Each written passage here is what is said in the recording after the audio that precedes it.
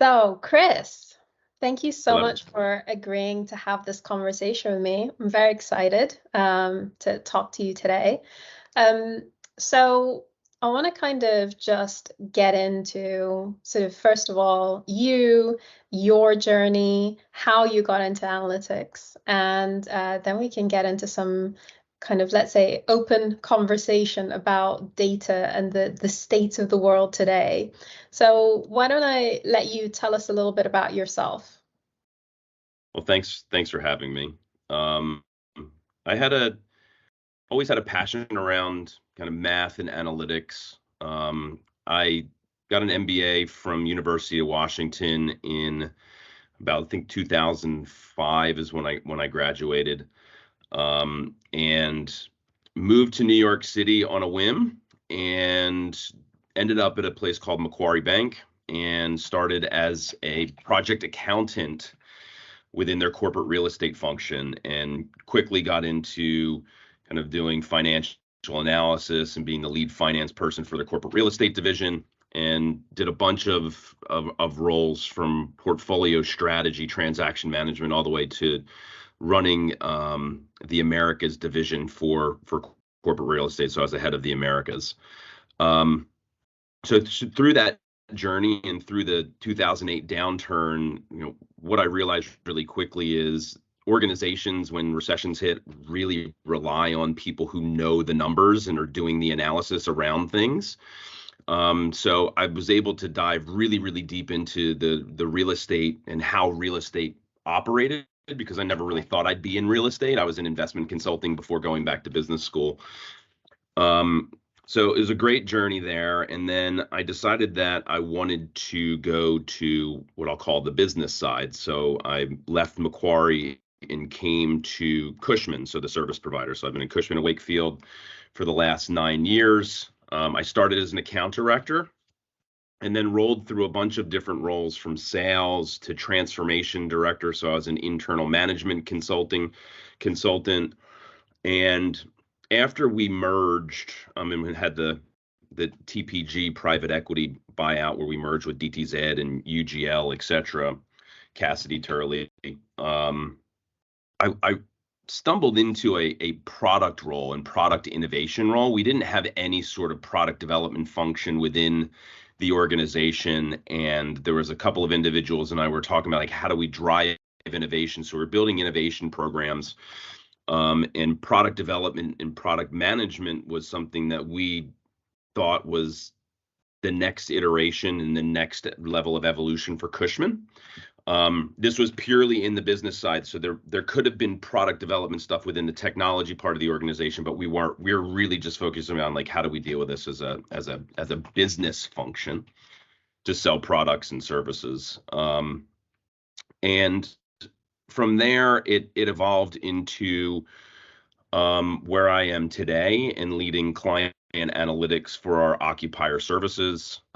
We were migrating our analytics platform from a legacy system called Fusion, and we basically wanted to start over. So I was fortunate enough to be tapped on the shoulder to lead the project, and had some very deep relationships within the business, understood the data and what needed to be, the things that were driving the outcomes. I was very, very green when it came to managing a technical team. But through working with partners like Slalom Consulting, we were able to build out our platform. And at the time, I kind of joked that dashboards were the Trojan horse for data strategy.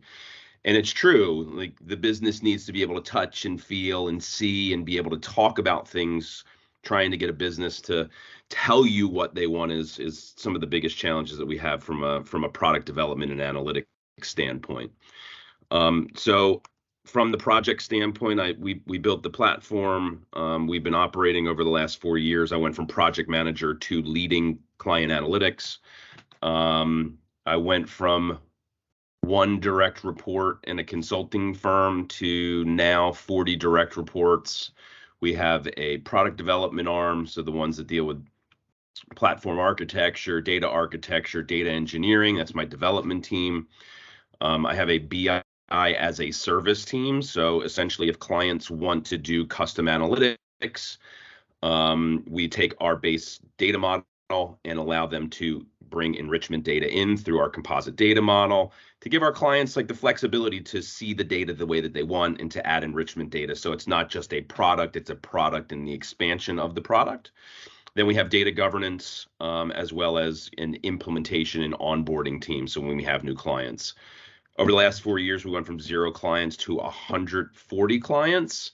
So we've been growing rapidly, and again, from 1 person to 40 people in 4 years, and put in a pandemic and inflationary type times. Very proud of what we've done over that period of time, and set Cushman up for for success from the long term around how do we solve our clients analytics problems and drive great outcomes. So never thought that I would be in product development is the last thing, but sometimes you see an opportunity, you go, I think I can do this. And I had good relationships within the business, and it's been fun and successful journey.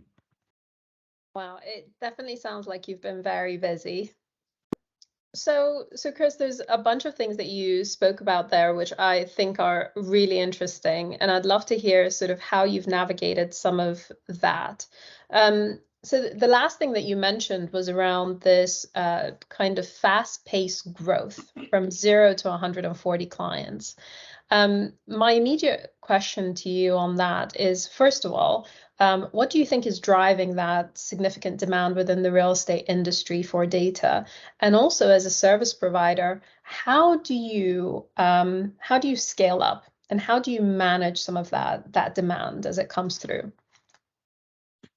Yeah, good question. It's challenging. I'm in the process of reading Challenger Sales book because it's just a fascinating way of solving. It's about solution development. And one of the things that hit me is, and we struggled with this in the beginning, is clients want more and more complex solutions that are customized to them, and they want it for free. So this is why we built this BI as a service model, where the product in the data platform, because it's not a product, it's a platform, right? And it's our data platform. And that needs to be able to scale to our clients' needs. So the way that we're scaling is through BI as a service. So here's our base product, here's the data that you want. But if you want something customized, hire an analyst, and we reimburse those to our clients. And when we originally started, because we were trying to get critical mass, we gave a lot of customization away for free. And boy, it was painful. It just creates tons of technical debt. There's a drag in that hidden cost and overhead. The platform team was subsidizing what really should have been reimbursed for the clients. And I think most clients, when you position it in the right way, they understand that they need analysts to be able to help them solve problems. Like when I was in corporate real estate, I had an analyst. Those people helped me be able to take the data, put it into a way that I can consume it and be able to make better decisions. So I think real estate heads have those analytic supports even within their team, even when they outsource.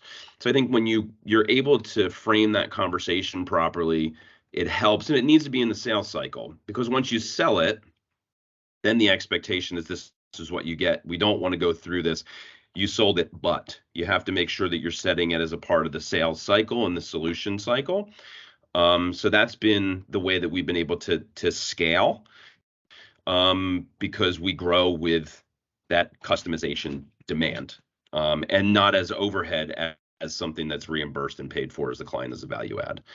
The challenge gets to when you're building your platform, becomes the overhead and a development team, because your startup cost per client is really, really high, because you don't have the economies of scale, because you have this, we're on Microsoft Stack, so you have this big infrastructure bill that needs to, over time, be able to scale. So that startup cost gets to a point where you're make up a number, 30,000 per client to 15,000 per client to 10,000 to 5,000. The business and the financial people go, you're doing great. That number's coming down per client. But then where do you find that sweet spot of what it should be per client? And I think that's the hardest thing to be able to do, because sometimes when we look at technology and development, a lot of people look at it as cost and not investment. And I think you need to frame that in the right way. Like, this is an investment over time. And in order to scale, you need to put back in. And you need to make sure that they don't think that this is a one and done scenario where you're building a platform and you're like, are you done?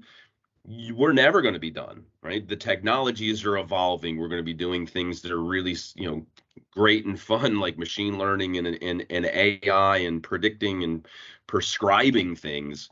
So you build that foundation, and how do you kind of scale into those types of things? I think that's the biggest challenge, and you really need to make sure that you're kind of getting that return on investment right with the business, so they're not looking at it as a cost. I think another thing that we've learned too is when you're doing this, even if you don't have an official, I'll call it P&L in revenue versus cost, you need to track it, and you need to be able to demonstrate where that value is, because accounting, sometimes our teams give it away for free because it's a part of our service delivery model. It's a big client, so you're not going to, charge them for small certain things. There's just an expectation management. So being able to identify where the value is, I think is the really, really challenging part, because a lot of it's hidden costs, right? That client is like, oh, we have to do this for the client for free.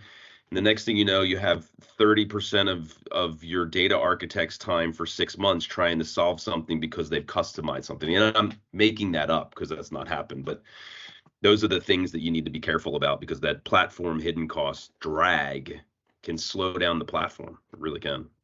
So it's interesting that you talk about the fact that you're never going to be done from a development perspective. And I completely agree with that, because I think, certainly in my past, what I've seen is that the moment that you provide a client with what they've asked for, they have a different question or a different perspective. So I can completely appreciate that. I guess my next question for you is, because it seems as though you're almost circumnavigating that through this BI as a service structure. So what are you seeing in terms of the maturity of clients and the questions and the sophistication of the questions that they're starting to ask from you on balance of things? Yeah, you see the deep sigh. It's so varied, right? I mean, you get, some of the banks that are very sophisticated in the way they do their business and run analytics, to the point where they're charging real estate costs to individuals, right? And that micro recharge type of thing. And then you get to some where you don't have heads of real estate, and you have heads of procurement who are doing real estate as a part of their job, and literally they're just like, please take this spreadsheet and give me some sort of visibility as to what's going on. It is all over the place, and I think it's not terribly surprising. I think we're at an inflection point within the industry that if you don't get a handle on your data and start investing in it, you're really going to lose a lot of value with what real estate is for your company, because we have return to office and hybrid work and all of these things that CFOs and CEOs are like, we're doing hybrid. Okay, great. How do you manage that? Well, if you don't have a space and occupancy system to be able to, or a reservation system to be able to manage supply and demand, you're kind of guessing, right? You're just guessing. And we can have really, really smart SMEs come out and consultants and say, we're going to do this ecosystem approach for, how we're going to WeWorks over here and drop down space here and cafes there. Okay, great. But how do you manage that? And you can't manage what you're not measuring. So there's this huge chasm that I think is going to take a significant amount of time for even the more data mature to figure out, is like, how do you manage through this huge transformational change for business in general and how they consume office space, et cetera. So start with governing your data, right? Define your data, understand it. Like, that's the easiest way to start. is just start getting that discipline around what does the data elements need. And I think the other piece that I come back to all the time is be really simple is figure out what your 3-year strategy is and understand that data and analytics has to support that 3-year strategy. If you want to be able to predict when people are coming into the office, you better start collecting when people are coming into the office today. Otherwise, you're not going to be able to do it. So I think there's a maturity level within leadership, and I think it's in human beings in general, that they want things to be easy. Commercials give you these snippets of AI and prediction and all of this stuff, and everyone wants it to be now and here. You and I live this all the time, and we know that at least within commercial real estate, there's a significant way to go before we take humans out of the equation when it comes to how do we analyze data. So company-wise, maturity levels all over the place. I think even with senior leaders who are supremely smart, they just go, I want that. But how to get to that thing is the biggest challenge, because let's face it, data governance can be very mundane. It's documentation, it's detail orientation, it's data lineage on how these things go through, and everybody just wants it all to be I just want the answer. Great, so do we all. So I think there's within commercial real estate there's a significant lack of maturity in general. Now, don't get me wrong, there's some great things in prop tech that are solving those problems. There's some really, really smart people within the CBREs, JLL, Cushmans, et cetera, in the world. And there's a lot of really sophisticated buyers out there. But overall, I would say there's a long way to go. And we've had Bain come in and look at industries and where commercial real estate is, and they've confirmed that it's the last of the real industries to be transformed. And I think we're here. Like, this is the transformation time. So I think it's really, really exciting. And I think, and I'm not even going to say it's my hypothesis. I know, and I think you do too, that you can't transform without data and analytics, because this is what's going to make you more efficient. This is going to create the opportunity to be able to share data with people that you might even see as your competitors. And I think that's what we have to do, because if we don't put people into offices, landlords and service providers and corporate real estate heads, they don't have jobs in the future. So it's in our collective best interest to all come together to figure out, how do we bring people back into the office, not for just bringing them back into the office sake, but to drive innovation, to create networks for younger people to figure out how do you navigate your career. So I see it as an exciting time, supremely challenging, but and I know I've kind of wandered off course from your original question around like maturity levels, but I think that gets us to a point of, I don't know, what I love talking about is like, what is next and how do we solve this really, really unique problem? Yeah, I mean, you've talked about a lot of things that, I'd love to dig into. I loved what you said about product being a Trojan horse for for data strategy, because ultimately, data strategy, data governance, I agree with you. They are a necessary evil. But what I've seen in the past is that they get deprioritized. But ultimately, it's how are you going to deliver products that are usable, that are relevant without those types of, without some focus in that space. Now, what I do want to touch on is what you mentioned around transformation and this new workplace that we're building for. The only thing I will challenge you on is that, I've been spending a bit of time with different industries, and honestly, I think some of the challenges we find within the real estate sector are very much prevalent in some of these other seemingly more mature industries. So there's a lot of people out there using Excel spreadsheets, and I love Excel, but it's not the answer, but people seem to think that it is. So the reason that it interested me is because recently, obviously, everybody's talking about the metaverse, right? It seems to be the only thing that people want to talk about. A few years ago, it was blockchain. Now Hmm. it's metaverse. And especially in this context of work, of return to work, the new workplace. So I guess it'll be interesting to hear your thoughts in terms of that, but also other technologies that you're seeing kind of emerging within the sector that you guys are looking at, and what you're seeing is coming up would be interesting. Look, I think the metaverse will play a part, and I think it will take the place eventually of some companies around the office as it matures as a technology. As much as it hurts me to say that, I think it's because I'm a big proponent of human interactions. I think they're supremely important.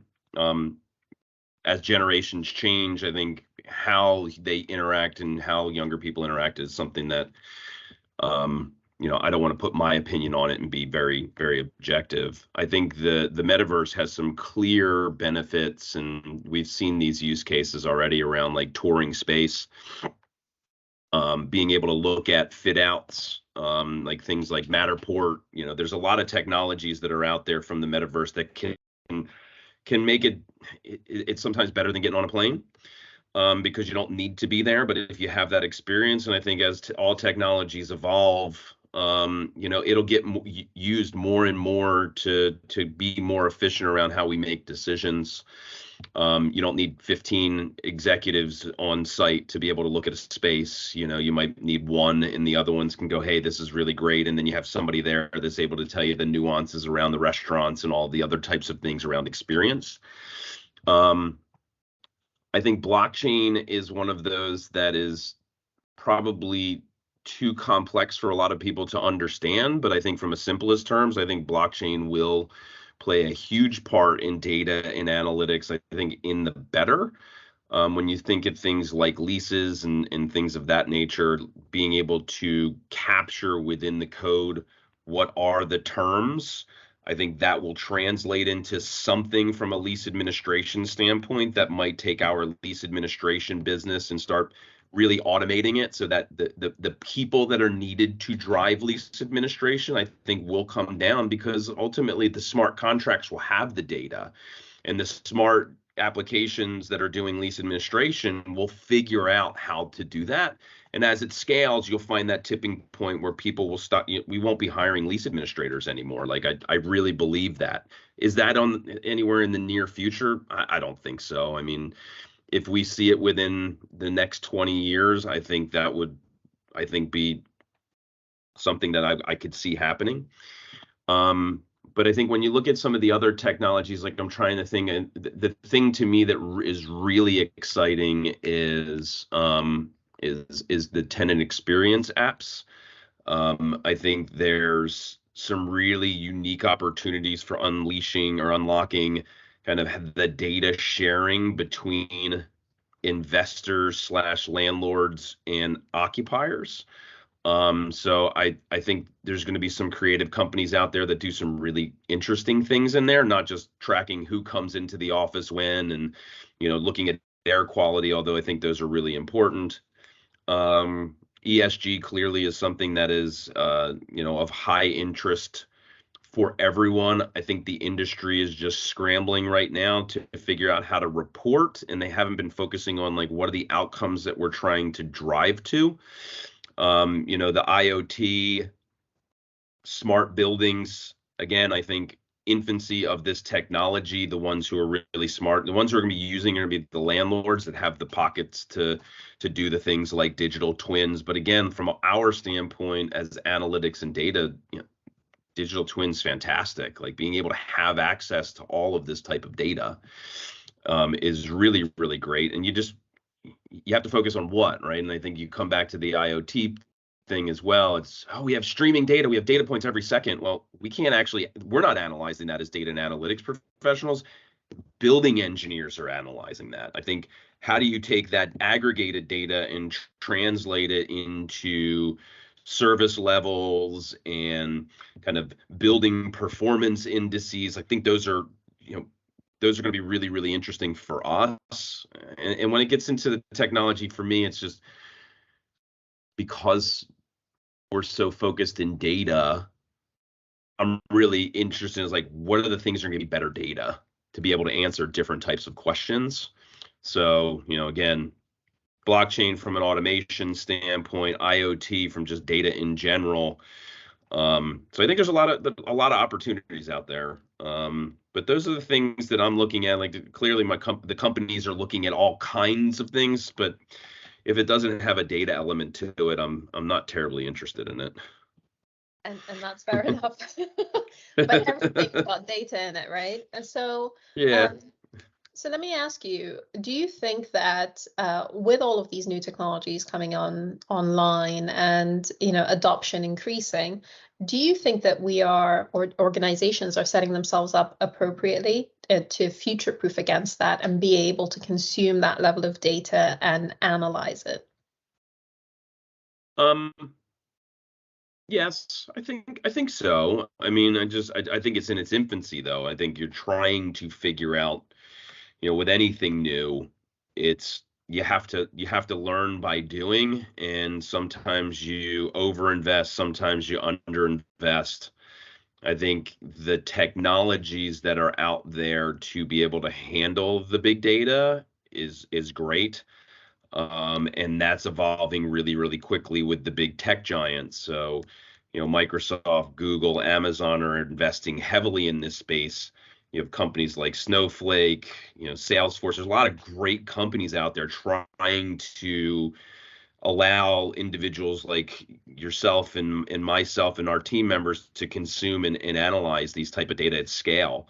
So it's interesting, where we were 4 years ago to where we are today. Like things like Databricks are starting to really, data lakehouse is coming out. We're trying to figure out like, how do you explore data in tools that allow you to industrialize products from, just exploring to the data to being a product, and cutting that timeline in 9 to 12 months. Like that's really, really great stuff.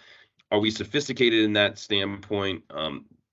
I wouldn't say sophisticated, but we're definitely in that space and we can see the value there. But data lakehouse wasn't even a term that we had 2 years ago, or 3 years ago. So trying to, like, the companies are innovating. So that's a really great thing. And this is a big business. So that innovation and their business is around innovating and allowing it to be easier for all of us to do data and analytics. I think it just comes down to is price point and scalability. And like anything new, it's expensive and then the price comes down over time. So it's like, what are you trying to invest in now? And I think everybody's like, what chips do I put on? Like, where do I put my chips? And that's a hard question to answer. Oh, well, definitely. I guess though, from a technology standpoint, I think it goes back to what you were talking about earlier in terms of the outcomes, right? Mm-hmm. And it's really ultimately, it distills down in my mind back to the people. And you touched on something earlier in this conversation around data literacy.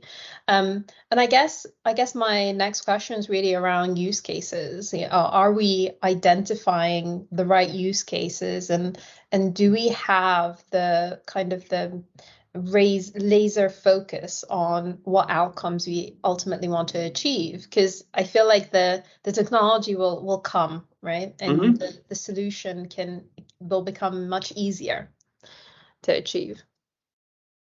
Um, and I'd love to get your thoughts on this because I mean I have an opinion, that this is a fireside chat, so I'd love to hear your thoughts as well because I think it is an interesting topic. Mine is within a Cushman Wakefield lens and then the client lens, and again, as I said, it's varied. But what are your thoughts? I think there's pockets of yes and pockets of no, but I think that there is really room for more creativity. Because I yeah. think certainly we are all going after the same questions, but they're not always the right questions that we should be looking at. They're not. I my personal opinion is that there tends to be a disconnect between the business, the analytics teams, or like the centralized data teams, but also technology. Because technology tends to reach out to the business and say, hey, what do you want to do? Do you want to, fly to the moon? Do you want a brain scan? We could do all of that. Like whatever you want to do, we could build it. We can give you an app for it. And then the disconnect between the business and the centralized data teams is that there is almost this impression that, let me give you something that to keep you busy. So I need this dashboard, or I need this report, or this outcome. But it's not necessarily, it's very quickly followed by, but can I download that data into Excel, and so I can go and do the analysis that I want to achieve? So I'll be frank with you. I've been over the last few months sort of really dipping into this concept of the democratization of data. So really focusing on how do you bring the business on that journey, so you can carry on doing the analyses and using the data in whatever kind of flexible way to test your hypotheses, etc., without that becoming a dashboard necessarily for everyone to see. But you got to use the same stuff. You got to use the same data. You got to share for the greater good of the organization, right? It's no good saying I have my own data set, I have my own spreadsheet. No, it goes into the hub. So it's kind of my view. You can't, and we've talked about this previously, you can't federate and democratize data without data governance, right? There's like that, when you provide people with data and then they want to go and do their own thing with it, you create drag because there's no single source. You've eliminated that single source. And it's a hard thing for people to understand. But if you think about individual contributors taking data sets and then doing their own and going to the same boss, and you go, well, why does Yusra's total rent number not the same as yours, Chris? And I go, I don't know.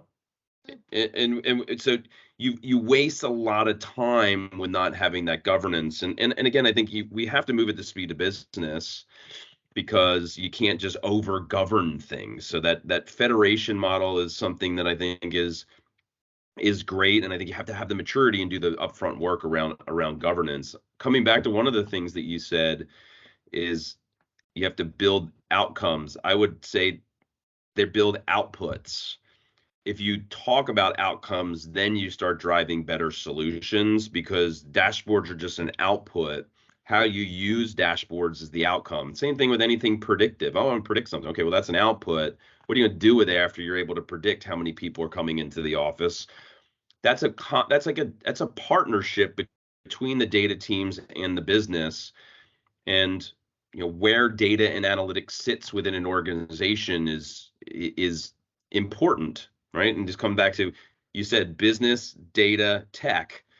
They are different functions. Data brings in both of those. Data and products is like, it's a, you look at concentric circle between the business and technology, and sometimes you can get lost in that space. Are you business? Are you tech? Are you this? Are you that? And I think trying to find that balance to help the business move faster, not come back to where you were saying, which is, let's just build some sort of X-ray scanner to like predict something to go to the moon. You're like, we're in real estate. We don't do moon real estate. So I think there's that balance that I don't know. Like, my hypothesis is, like, when you start looking at data and analytics as a function and a platform, it's still pretty new as its own platform. It's always been like, oh, I need an analyst, and it's always something that goes into business, or oh, I need a product, and that becomes something that's technical. And I think over the next 5 to 10 years, we're going to find more data and analytics functions and platforms that sit on their own. If they sit in a CDO tower and that goes into a business, like, again, this org structures are really, they're painful, right? They're painful, and they sometimes create barriers that shouldn't even be there.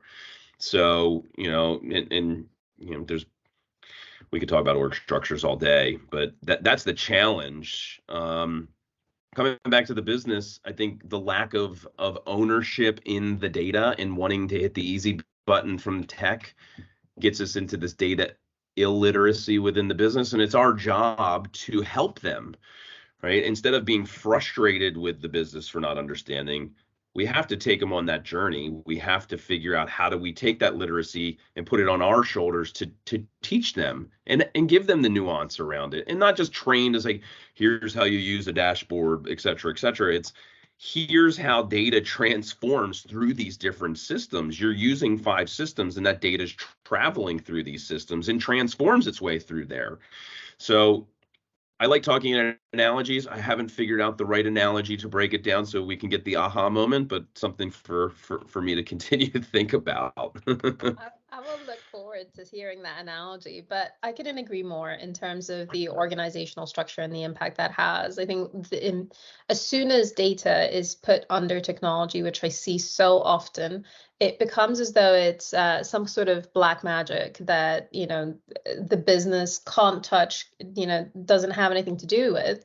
And it's almost, it fosters this disconnect is what I feel. You know, we in our home lives, in our real lives, data is all around us. We, you know, use it seamlessly. And I keep talking about this. It's the same people who are very data driven in their personal lives. They walk into the office and they become analog. And they get terrified. They're absolutely terrified about the idea of data, but they don't, you know, it's almost like this disconnect between what I do every day on my spreadsheet and my own, you know, like comfortable private space at work versus what this, you know, technology team or this data team is doing in some kind of back room.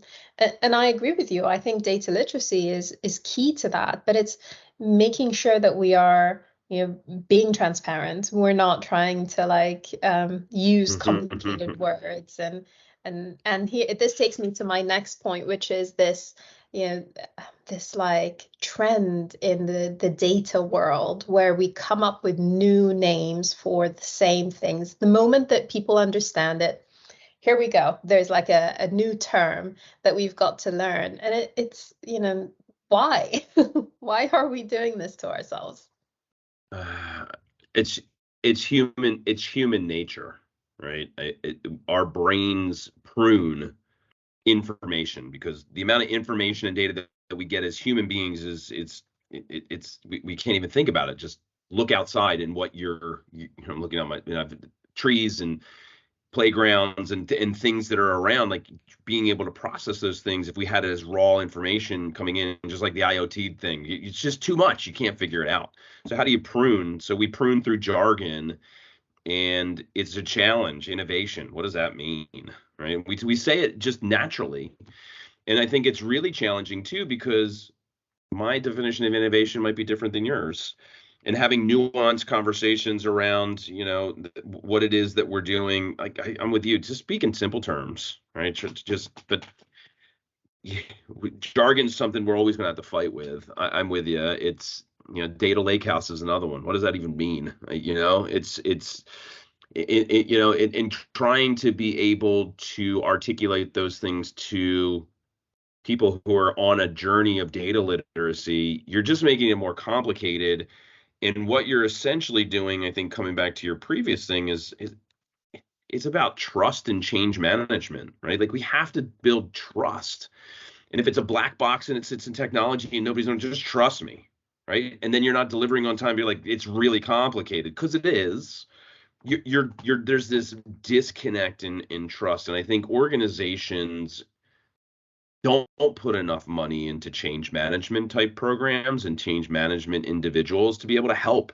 What's in it for you? Why do we have to build, like, why do we have to build that trust? When you have initiatives coming from technology into the business that take longer and cost more money, why do I want to use this in the first place? Like I've seen this before where transformation projects are being driven by technology, and you're going, wait a second, transformation needs to be driven by the business and enabled by technology, because the business has to buy in. If you're saying, hey, this technology is going to make your job 75% faster, okay, well, first of all, you've just created fear mechanism for human beings going, okay, well, if it's 75% faster, does that mean there's 75% less people? And am I one of those people that's going to be made redundant from these types of things? So you get this challenge around how we're working. And I think humans we love to have some sort of control. Like, I think it comes back to human nature. Like, we have to stop making this into a technology. It has to be like, this is a people, process, procedures, systems type thing. And like, systems aren't just technology. Systems include humans. We spend so little time focusing on that aspect. Half of the challenges that I had when I was going and trying to build this data platform was just building trust, like, globally, right? And then you have companies that go, I'm going to solve it for the US because it's the biggest part of the business. And they wonder why the rest of the world doesn't adopt what they're doing, right? And you build something, you say, you need to use this, and they're going, no, I don't. And they find ways to work around it. So like, if you only focus on tech, you're not transforming, you're just building an output, right? You're enabling transformation, but you have to go and do that people thing, which I think is just, it's missed. I don't know why. Like, you see it all the time. Change management is underplayed. And I think one hypothesis is that there's a kind of a management philosophy that, and you read it out there, is like, change management is your job as a manager. You go, great. If I had the time, I would do that. But you can't just say change management to a person who doesn't have any training in change management and expect them to be able to navigate through it. So where's the training programs for leadership to be able to help manage through change? We all had to learn how to manage through change over the last 2.5 years, right? We've had some really, really hard knocks. I've learned a lot about managing a remote team. I learned a lot about managing people remotely. My team is all over the world. I don't see them. That's hard. Like, you're a new employee into a new company, right? And here's just an example. And I know this is coming off thing, but topic just a bit, but I want to talk on change, because I think it's like, how do we operate as leaders and managers, which I think is also really important in an outsourced business like corporate real estate, like a CBRE and Cushman Wakefield. We're an outsourced provider. So we're providing services for a corporation. So a new person comes in, and if they're not coming from commercial real estate, let's say they're coming from healthcare, they're a BI analyst, super bright, can build things, understands data. They're learning a new company, being Cushman and Wakefield. They're learning a new industry, being commercial real estate. And they're learning another company, being the outsourced company that they're going into. So how do we create environments to be able to increase the diversity of thought that we have within commercial real estate in a remote environment, in a new industry, is really hard, because diversity is not, diversity is broad. Like, different experiences, how are you thinking about things from a healthcare standpoint, can really help you figure out what you're doing in commercial real estate. Like, why did you think of it that way? Because I always have, right? So it's great to kind of build those, but we're finding it really hard because there's an isolation piece for some of those individuals. You have people working in their basement. You have to have that human connection. Like, it's hard, because like, if you have somebody working in their basement and they have a manager that's on an account and a manager from a platform that's there, how do you ensure that all three of those people are on the same page? You're in an office, it's easy, right? You go in there, you run into people, you create networks. So, I miss the office, and I'll be honest, like, I'm not sure the answer on how do you manage huge remote workforces. It's really, really hard, but we have to challenge ourselves to be able to kind of read what's going on and not get caught into what worked in 2018, 2019. We have to rethink how we manage our teams, because there's great talent out there. We're not all Google that have all of this technology that makes it really easy to be able to manage remotely.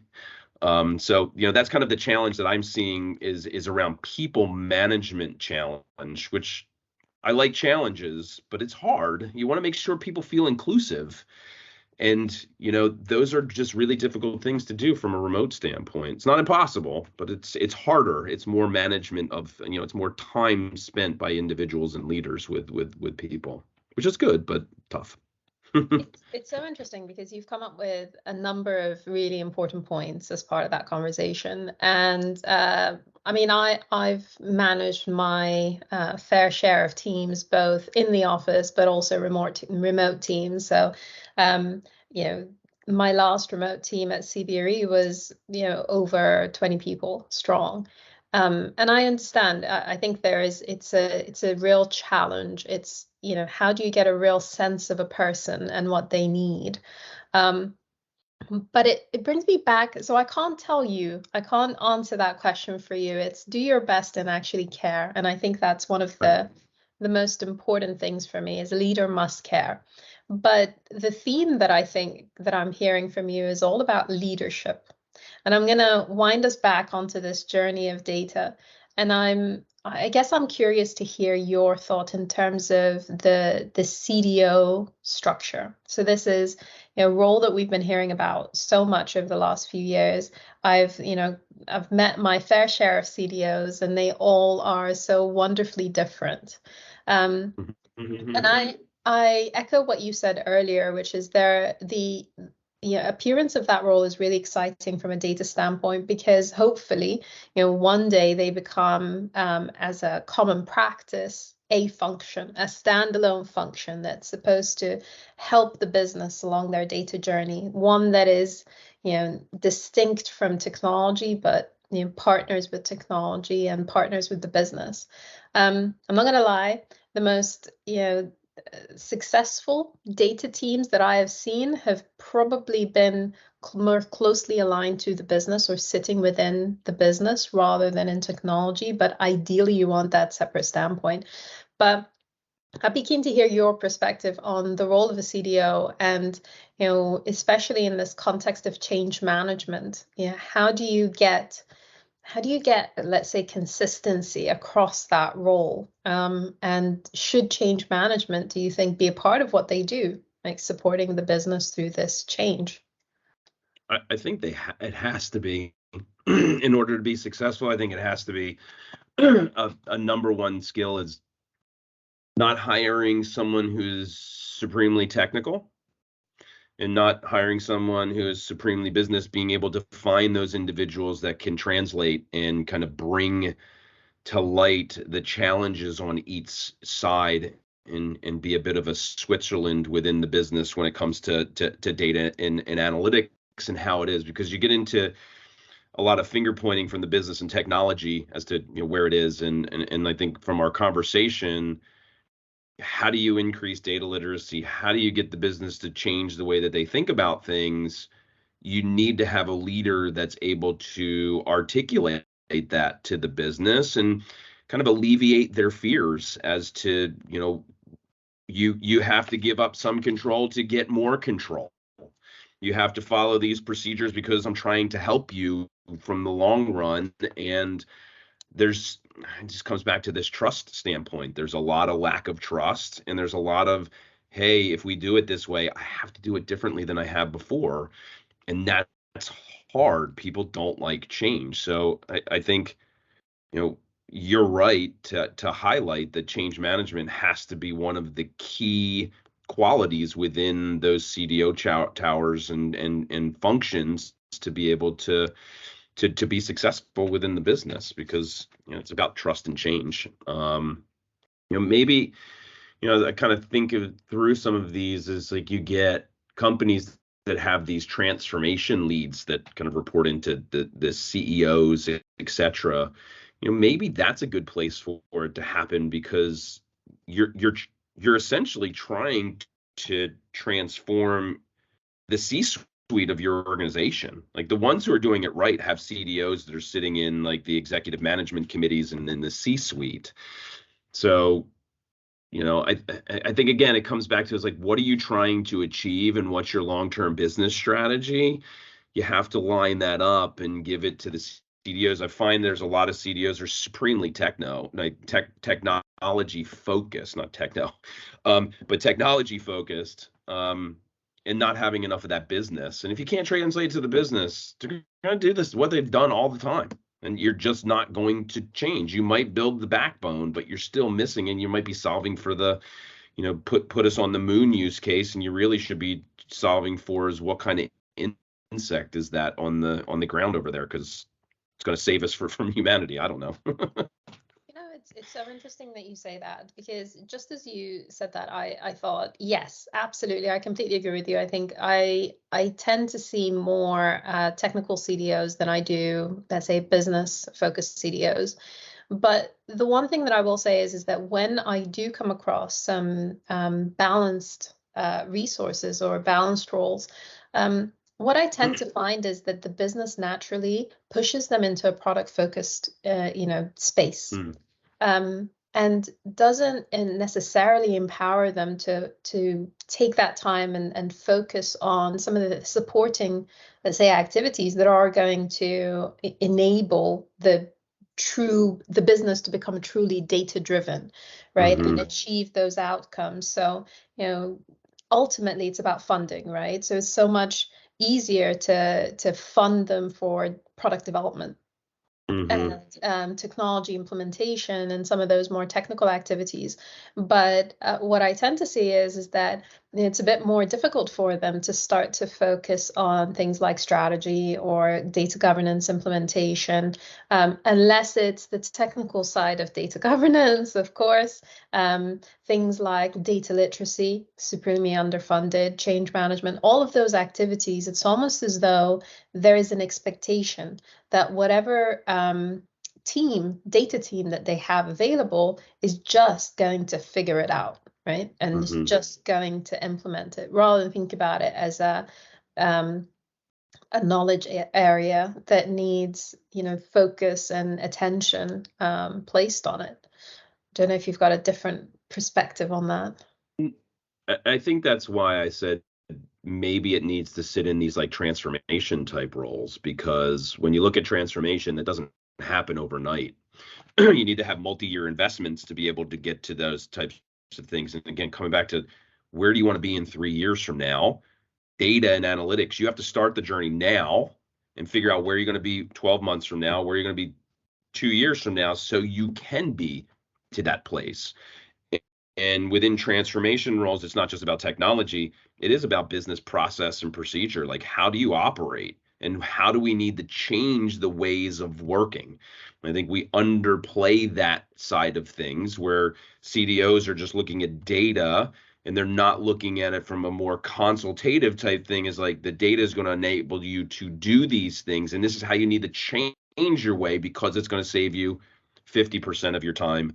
It's going to allow you to focus on what is next instead of what is right in front of you.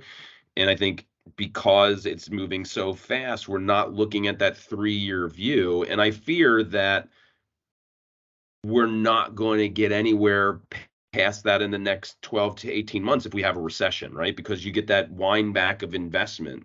The great companies invest heavily during recession so they can come out of it flying on the back end, because they're going to use that as transformation. But every company's different, right? But from what I've read and what I've looked at from the past, is like the best companies invest heavily during those downturns, especially the ones that have that have our cash heavy, because it's not going to hit their P&L. It's investment. Investors can see that investment from the future, decreasing operating costs. But again, does that happen in the technology standpoint?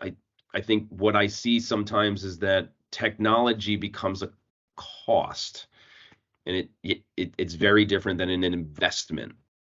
And politicians do this all the time. They're saying it's going to cost too much money for those roads, and you're like, what do you mean? It's an investment that lasts for 50 years. If we didn't put that investment into the roads, we wouldn't have the United States of America, for example. So how do we frame that properly, where we have to keep saying the same things over and over again? This is a long-term investment. This is a long-term investment. This is a long-term investment. And it's really hard, right? And it's hard to show value, which is why you see a lot of CDO turnovers. It's hard to see value in data if you have such a short timeline to be able to get things done. Coming back to what you're saying, it's a product, building a product. But you're just solving for a symptom and you're not actually, taking that root cause of what we all, I think what you and I agree on is like, you have to get that foundation in place so that way you can move fast. But how to solve it, I don't know. Gives us something to continue to work towards, right? Definitely. And I'm going to use that analogy about the roads. It's because it's the right thing to do, right? Build the road, Right. lay down the cement. So I could sit here and talk to you about this all day long, Chris, but I think we're gonna run out of time. So just to wrap up, top of mind, what are the three, let's say, pieces of advice or things you'd like to see in data within the real estate sector in the next, in the near future? Who's the advice to? Oh, well, it's to the business ultimately, right? They're the Okay. ones that are trying to get a grip on this stuff. Um, Own your data. Don't take the easy way out. Like, data's hard, and you need to own it, and don't point to products and say that's wrong when that's the first impulse. You have a product, that dashboard's wrong. Did you check the data yet? No. Check the data. Find 7 to 8 times out of 10 it's the data, maybe even 9. I'm trying to be generous. So own your data, and don't shirk your responsibilities and say it's technology's problem, because it's not. It's all of our problem. We need to work together as a team to solve our clients' problems. Our client is the focus, and I think we need to make sure that we're aligned on that and figuring that out. Change is hard, get it, but we have to do this in order for technology, for real estate to continue, commercial real estate. Like, we need to change together and do things that are going to drive better outcomes for the people that are in the office space. Like, it's our job to make sure that you have a fulfilling day at the office. If it's at home or if it's in an office space, understand the intents and why people are going into the office are supremely important. And I think lead by example. I think that's the biggest thing, is if you have senior leadership who are diving into the data, not every day, but making sure that they're rolling up their sleeves with you start leading by example, and that provides that, like, that data culture, right? And data culture is something that's really, really important to me, and I think it should be important to all organizations. You can't just snap your finger and have a data culture. You have to embed it into how everybody does their business. Like, again, it's a simple thing. You can't manage what you can't measure. This is something that came out in the 70s as a topic, and it's still true today. So, just because technology can do it faster than it was previously, it's still the same thing. As like, you need to collect it, organize it, and drive meaningful outcomes because of it. So, those are some of the things I think we need to focus on. And again, this is a great transformational moment for commercial real estate, and I think the next 5 to 10 years are gonna be a lot of fun. I love that. So you can't manage what you can't measure. It's that same thing of, if a tree falls in the middle of in the forest and no one can hear it, does it really exist? Does it make a sound? Right? On that note, it's been really lovely talking to you, and no doubt we'll have more of these conversations. So thank you so much, Chris. Thank you for having me.